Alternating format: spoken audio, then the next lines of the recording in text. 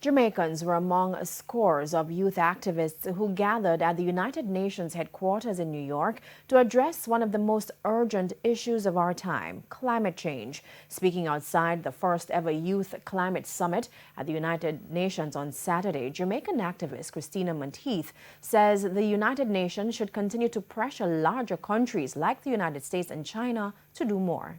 In the United States is one of the major countries that has a stake in this, and they've pulled out of the Paris Agreement, and there's so many things that they've been doing. We talk about China, we talk about India, we talk about all the countries in Europe. There's a lot that needs to be done for the big countries that are contributing to this. In June, temperatures in Kingston soared to 39.1 degrees Celsius, the highest ever recorded by the Met Service in Jamaica. Farmers have also been suffering due to persistent drought. According to Ms. Monteith, now is the time for Caribbean leaders to act. We've also been discussing the case of Tuvalu, which is an island in the Pacific that's literally sinking.